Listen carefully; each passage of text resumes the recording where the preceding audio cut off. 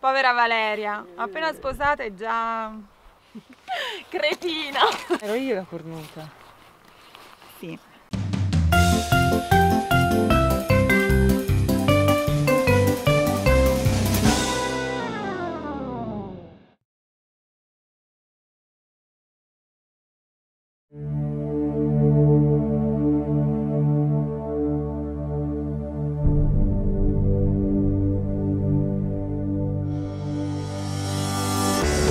Il camperino!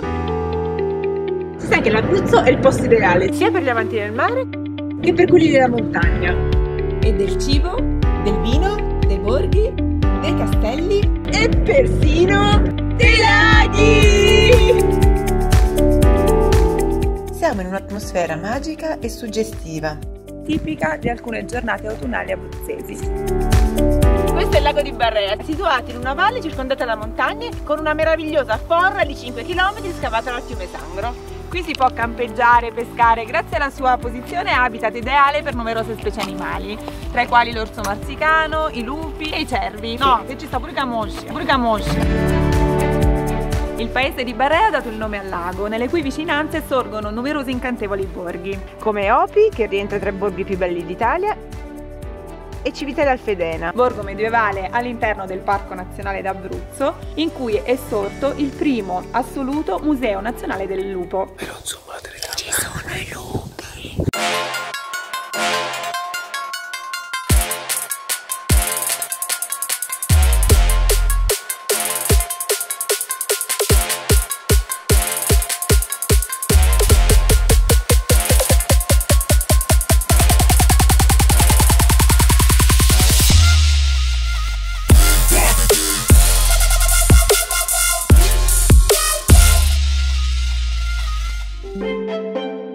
Siamo nel cuore del Parco Nazionale d'Abruzzo e qui la vicinanza con la natura è fortissima.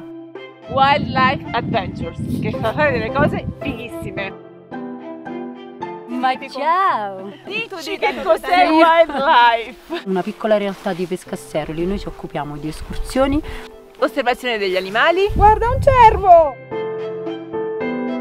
workshop di fotografia naturalistica, attività di interpretazione ambientale per bambini. Ma che cosa pensi di Pipì con vista?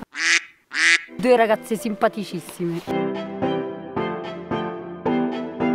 Abbiamo lasciato Pescasseroli e abbiamo preso un percorso di circa 2 ore e mezza che ci porterà da orsi, lupi, cervi, camosci, galline, Per dormire infine in un posto meraviglioso.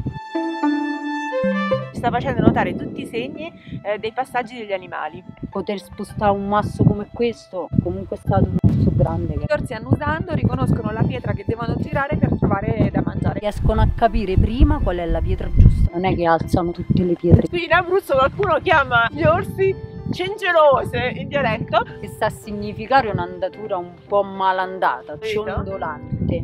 Che eleganza! Camminano. Orso, ti troveremo! Pigra, Valentina è pigra! Quanto manca?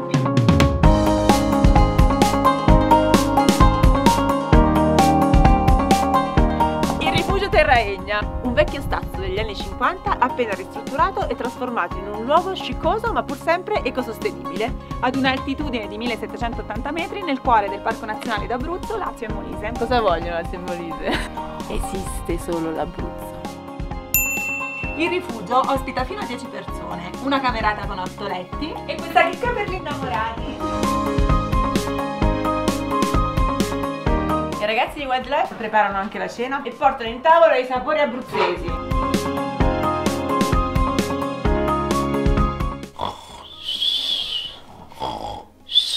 Senti, c'è l'orso.